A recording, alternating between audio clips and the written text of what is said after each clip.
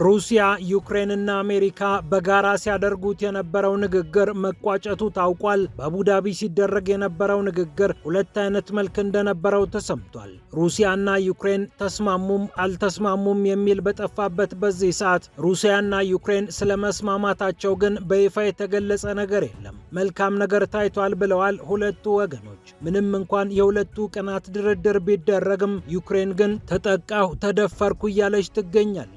ሩሲያ እጅግ ጨክና ከፍተኛ ጥቃት ፈጽማብኛለች ያለችው ዩክሬን የሁለተኛው ቀን ድርድር ሊጀመር ሲል የነበረው ከባድ ጥቃት በህዝባችን ላይ ብቻ ሳይሆን በድርድሩ ጠረጴዛ ላይም እንደተወነጨፈ እንቆጥረዋለን ብላለች ኪየቭ። ሩሲያም በአንድ እጇ ድርድር በአንድ እጇ ፍልሚያ ቀጥላበታለች። የትኛው የበለጠ የምታሸንፍበት መንገድ ነው የሚታይ ይሆናል። በመካከለኛው ምስራቅ ያለው ነውጥም እንደቀጠለ ነው።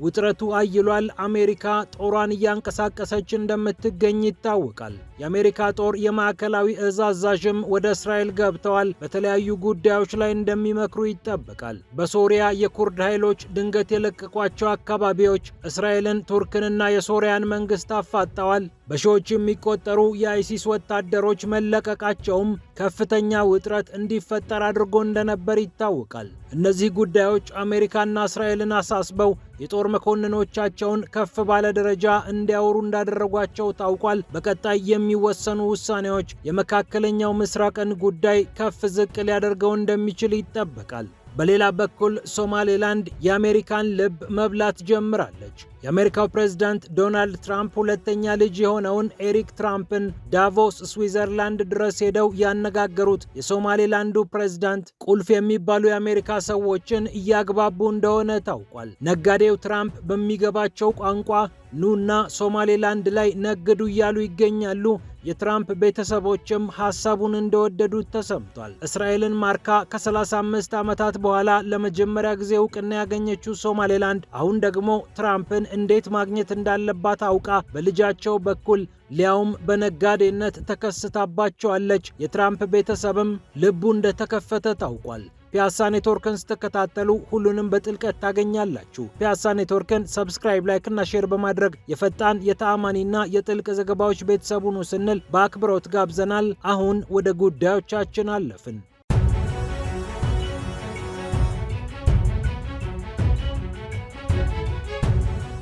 የሩሲያ ዩክሬንና አሜሪካ ንግግር ተቋጭቷል ይላል ሪያ ኖቮስቲ። በአቡዳቢ ሲደረግ የነበረው ንግግር ምን አይነት መቋጫ እንዳገኘ ባይታወቅም ንግግሩ እንደሚቀጥል ግን እየተገለጸ ይገኛል። አክሲዮስ የጠቀሳቸው የዩክሬን ባለስልጣናት ንግግሩ መልካም ነበር ያሉ ሲሆን ሪያ ኖቮስቲ ደግሞ የሩሲያ ልዑካን ድርድሩን ጨርሰው ወደ ሆቴሉ ሲገቡ ተመልክቻቸዋለሁ ብሏል። ጦርነቱ ከተጀመረ በኋላ ለመጀመሪያ ጊዜ ነው አሜሪካ፣ ሩሲያና ዩክሬን በጋራ ስለ ሰላም ሊመክሩ ወንበር ስበው ጠረጴዛ ከበው የተቀመጡት። የአሜሪካው ፕሬዝዳንት ዶናልድ ትራምፕ ከመጡ በኋላ ሩሲያን እንደ ጠላት የማየቱ አዝማሚያ እየቀነሰ እንደሚገኝ ይታወቃል። ዩክሬን የአውሮፓ ጉዳይ ነች፣ አውሮፓ አዝላት ትዙር ብላ አሜሪካ እየጨከነች ያለ ሲሆን ጦርነቱ በፍጥነት እንዲቋጭ የዋሽንግተን ሐሳብ እንደሆነ ተሰምቷል። ሞስኮም በዚህ መስመር ላይ ትገኛለች። ይሁንና ውስብስቡ ጦርነት እንዲህ በቀላሉ አይቋጭም። ምክንያቱም የግዛት ጉዳይ ላይ የተደረሰ ስምምነት እንደሌለ ብዙዎች እየተናገሩ እንደሚገኙ ይታወቃል።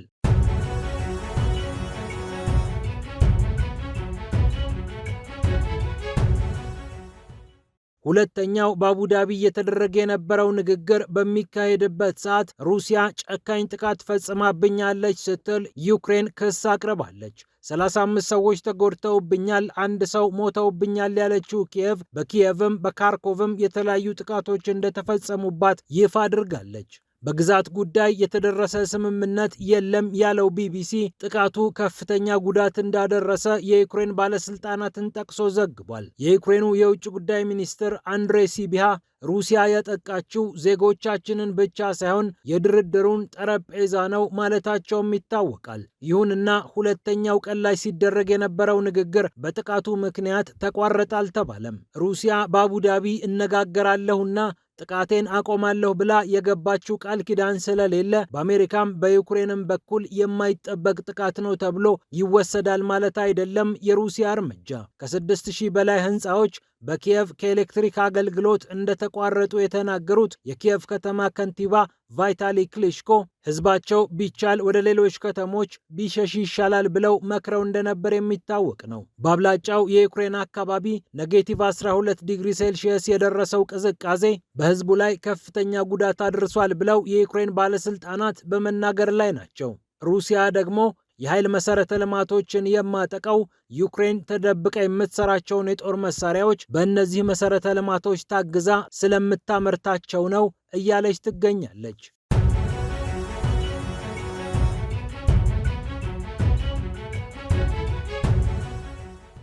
ወደ መካከለኛው ምስራቅ ጉዳይ ስናመራ በአሜሪካ ጦር የማዕከላዊ እዝ አዛዥ የሆኑት አድሚራል ብራድ ኩፐር ወደ እስራኤል መጓዛቸው ታውቋል። እስራኤል ገብተው ከእስራኤል ከፍተኛ የደህንነትና ወታደራዊ ባለስልጣናት ጋር እንደሚመክሩ ይጠበቃል።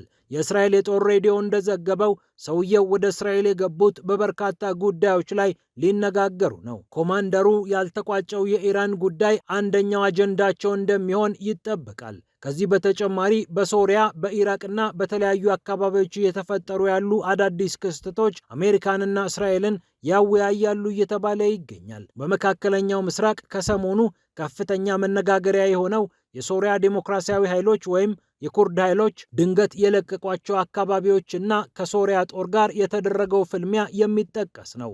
ይህ ፍልሚያ ከተካሄደ በኋላ የሶሪያ ዴሞክራሲያዊ ኃይሎች በመባል የሚታወቁት የኩርድ ኃይሎች አንዳንድ አካባቢዎችን ያለምንም ማስጠንቀቂያ ድንገት በመልቀቃቸው ምክንያት በእስር ላይ የነበሩ የአይሲስ ወታደሮች ጭምር እጣፋንታቸው ሳይነገርላቸው እጣፋንታቸው አልታወቀም ነበር። በኩርዶች የሚመራው ኤስዲኤፍ ወይም የሶሪያ ዴሞክራሲያዊ ኃይሎች በድንገት የለቀቋቸው አካባቢዎች አልሆል እየተባለ የሚጠራው እስር ቤት ውስጥ በሺዎች የሚቆጠሩ የአይሲስ ወታደሮችን ምን ያደርጋቸዋል ሲባል ቆይቷል። አንዳንዶቹ ማምለጣቸው የተነገረ ሲሆን አንዳንዶቹ ደግሞ በከፍተኛ ቁጥር አላመለጡም እያሉ እየገለጹ ይገኛሉ። አንዳንድ ዘገባዎች ላይ ግን ቁጥራቸው ቀላል የማይባሉ የአይሲስ ወታደሮች እንዳመለጡ ነው የተነገረው። ምክንያቱም ወታደሮቹ ለረጅም ጊዜ ሲጠብቋቸው የነበሩትን እነዚህን የአይሲስ ወታደሮች ያለምንም ከለላና ያለምንም ጥበቃ ነው ትተዋቸው የሄዱት። ቁጥራቸው ቀላል የማይባሉ የአይሲስ ወታደሮች ወደ አጥር ተጠግተው ከአጥሩ ለመውጣት ያደረጉት ጥረት እንደተሳካላቸው ተሰምቷል። በሺዎች የሚቆጠሩ እነዚህ ወታደሮች የኩርድ ኃይሎች ከአሜሪካ ጋር በመስማማት ሲጠብቋቸው እንደነበር ይታወቃል። በሶሪያ የተለያዩ አዳዲስ ክስተቶች እየተፈጠሩ ሲሆን እስራኤልን፣ የኩርድ ኃይሎችን፣ ቱርክንና የሶሪያን ጦር እያፋጠጡ አንዳንዴም እንዲተባበሩ እያደረጉ የቆዩ ክስተቶች አካባቢውን ሲያምሱት ቆይተዋል። ከሰሞኑ ዎል ስትሪት ጆርናል እንደዘገበው አሜሪካ በአካባቢው ተጨማሪ ኃይሏን እያሰማራች ትገኛለች። በኢራን ምክንያት ጦሯን ጠጋ ጠጋ ያደረገችው ዋሽንግተን አሁንም የኢራን ጉዳይ ሙሉ ለሙሉ አልተቋጨምና ኃይሏን እያንቀሳቀሰች እንደሚገኝ ተሰምቷል። እንደ ዎል ስትሪት ጆርናል ዘገባ ኤፍ-15ኢ ስትራይክ ኤግል ተዋጊ ቦምብ ጣይ አውሮፕላኖች በዮርዳኖስ የተቀመጡ ሲሆን አሜሪካ በርከት አድርጋ ወደዚህች ሀገር እንዳሰፈረቻቸው እየተገለጸ ይገኛል። ዩኤስኤስ አብርሃም ሊንከን የተሰኘው ግዙፍ አውሮፕላን ተሸካሚ መርከብም ወደ ስፍራው እንደተንቀሳቀሰ ሲገለጽ ቆይቷል። ፓትሪዮት የአየር መከላከያ ስርዓትና ታድ የተሰኘው ሌላኛው የአየር መከላከያ ስርዓትም አሜሪካ ካንቀሳቀሰቻቸው ወታደራዊ ቁሳቁሶች መካከል ይጠቀሳሉ። በኢራን ያለው አመፅ እንደታሰበው የኢራንን መንግስት በአጭር ጊዜ ውስጥ ስላልጣለ አሜሪካና እስራኤል ቀጣዩ እርምጃቸው ምን ሊሆን ይችላል የሚለው ጉዳይ ብዙዎችን እያነጋገረ ቆይቷል። እስራኤል አብዛኛውን ነገር በጥንቃቄ እየተመለከተች ትገኛለች ያለው ካን የብሮድካስቲንግ አገልግሎት ለህዝቧ ግን የገለጸችው ነገር እንደሌለ አስታውሷል። በእንዲህ አይነት ውጥረት በሞላበት ጊዜ የተለያዩ ጥቃቶችን ማስተናገድ የምታውቀው እስራኤል ለህዝቧ እንዲህ አድርጉ፣ እንዲህ አታድርጉ እያለች መመሪያ እንደምትሰጥ ይታወቃል። የአሁኑ ግን ስላለየለት ለህዝቧ እንዲህ አድርጉ፣ አታድርጉ ብላ እየገለጸች አይደለም።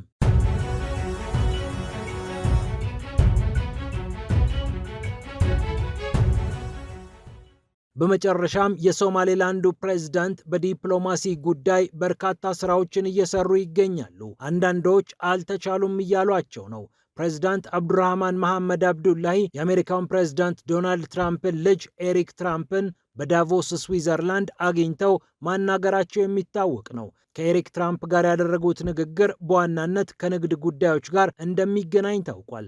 ፕሬዚዳንት መሐመድ አብዱላሂ እባክህ እኛ ጋር መጥተህ ኢንቨስት አድርግ ብለው ኤሪክ ትራምፕን እንዳናገሩ ተነግሯል። ቢቢሲም ከቃል አቀባያቸው ይህንን አረጋግጧል። የዶናልድ ትራምፕ ሁለተኛ ልጅ የሆነው ኤሪክ ትራምፕ ምንም እንኳን በትራምፕ አስተዳደር ስልጣን ባይኖረውም በቤተሰቡ የንግድ እንቅስቃሴ ውስጥ ግን ቁልፍ ሚና እንደሚጫወት ይታወቃል።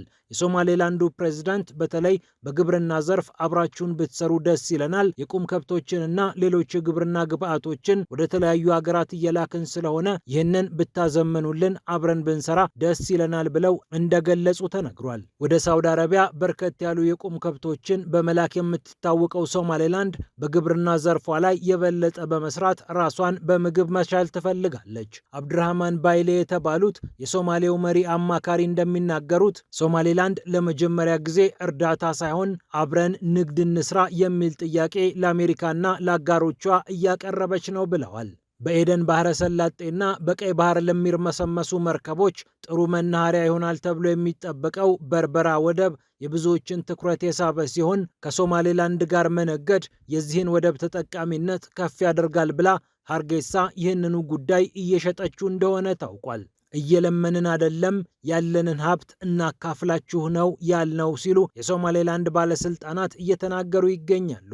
የሶማሌላንዱ ፕሬዝዳንት ከእስራኤሉ ፕሬዝዳንት ኢሳቅ ሄርዞግ ጋር ንግግር ማድረጋቸው የሚታወስ ሲሆን ዲፕሎማሲያዊ ግንኙነታችንን ከፍ እናደርገዋለን ብለው የእስራኤሉ ፕሬዝዳንት መናገራቸውም የሚታወቅ ነው። በእስራኤል ከ35 ዓመታት ጥበቃ በኋላ ለመጀመሪያ ጊዜ እውቅና ያገኘችውና አሜሪካንም ሌሎች ሀገራትንም ለማግባባት ከፍተኛ የዲፕሎማሲ ስራ እየሰራች የምትገኘው ሶማሌላንድ የሞቃዲሾ መንግስት አረቦችንና የአካባቢው ኃይሎችን እያስተባበረ እውቅና እንዳታገኝ ተጨማሪ ጥረት ቢያደርግም የዳቮሱ የኢኮኖሚ ጉባኤ ላይ በመከሰት ከዓለም አልርቅም፣ በዓለም አይን ውስጥ እገኛለሁ ብላ ሀርጌሳ ሽንጧን ገትራ እየተከራከረችና ራሷን እያሳየች ትገኛለች። ፒያሳ ኔትወርክን ስትከታተሉ ስለቆያችሁ ክብረት ይስጥልን ብለናል። ፒያሳ ኔትወርክን ሰብስክራይብ፣ ላይክ እና ሼር በማድረግ የፈጣን የተአማኒና የጥልቅ ዘገባዎች ቤተሰቡን ስንል በአክብሮት ጋብዘናል። ሰላም ለዓለማችን።